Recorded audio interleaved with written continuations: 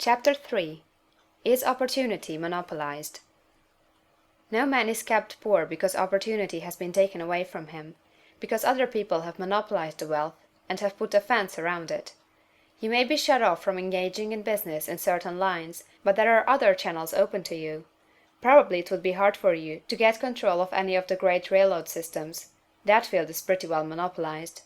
But the electric railway business is still in its infancy, and offers plenty of scope for enterprise, and it will be but a few years until traffic and transportation through the air will become a great industry, and in all its branches will give employment to hundreds of thousands and perhaps to millions of people. Why not turn your attention to the development of aerial transportation, instead of competing with J. Hill and others for a chance in the steam railway world? It is quite true that if you are a workman in the employ of the Steel Trust, you have very little chance of becoming the owner of the plant in which you work. But it is also true that if you will commence the act in a certain way, you can soon leave the employ of the Steel Trust. You can buy a farm of from 10 to 40 acres, and engage in business as a producer of foodstuffs. There is great opportunity at this time for men who will live upon small tracts of land and cultivate the same intensively. Such men will certainly get rich.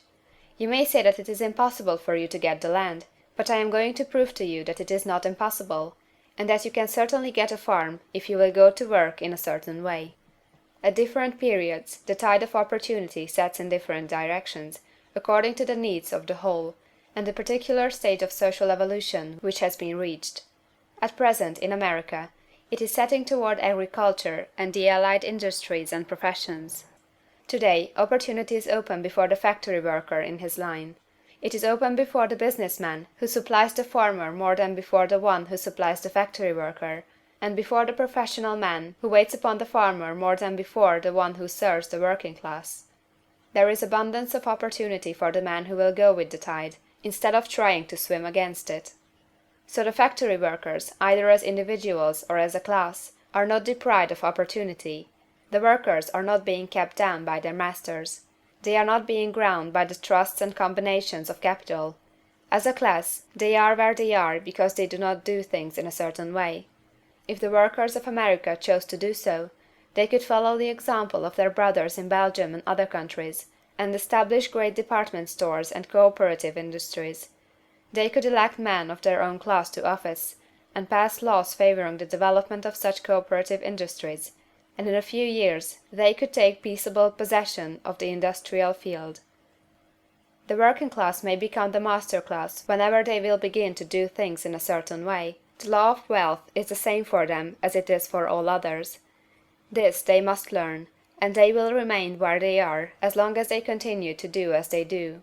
The individual worker, however, is not held down by the ignorance or the mental slothfulness of his class. He can follow the tide of opportunity to riches, and this book will tell them how. No one is kept in poverty by a shortness in the supply of riches. There is more than enough for all. A palace as large as the Capitol at Washington might be built for every family on earth from the building material in the United States alone, and under intensive cultivation this country would produce wool, cotton, linen, and silk enough to clothe each person in the world finer than Solomon was arrayed in all his glory, together with food enough to feed them all luxuriously.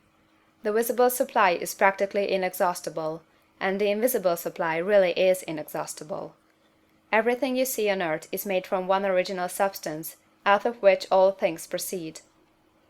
New forms are constantly being made, and older ones are dissolving, but all are shapes assumed by one thing.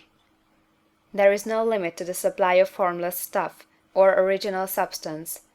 The universe is made out of it, but it was not all used in making the universe.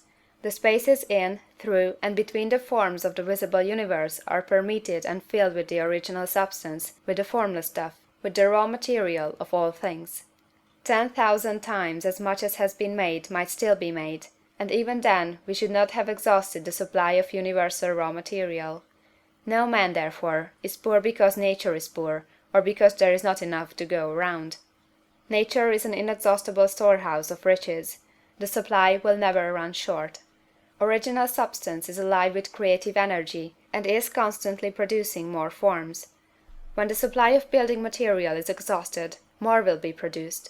When the soil is exhausted, so that foodstuffs and materials for clothing will no longer grow upon it, it will be renewed, or more soil will be made. When all the gold and silver has been dug from the earth, if man is still in such a stage of social development that he needs gold and silver, more will be produced from the formless. The formless stuff responds to the needs of man, it will not let him be without any good thing. This is true of man collectively. The race as a whole is always abundantly rich, and if individuals are poor, it is because they do not follow the certain way of doing things which makes the individual man rich. The formless stuff is intelligent. It is stuff which thinks. It is alive, and is always impelled toward more life. It is the natural and inherent impulse of life to seek to live more.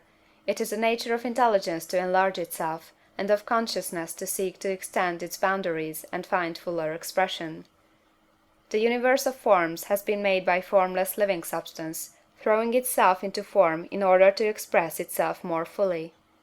The universe is a great living presence, always moving inherently toward more life and fuller functioning. Nature is formed for the advancement of life. Its impelling motive is the increase of life. For this cause, everything which can possibly minister to life is bountifully provided.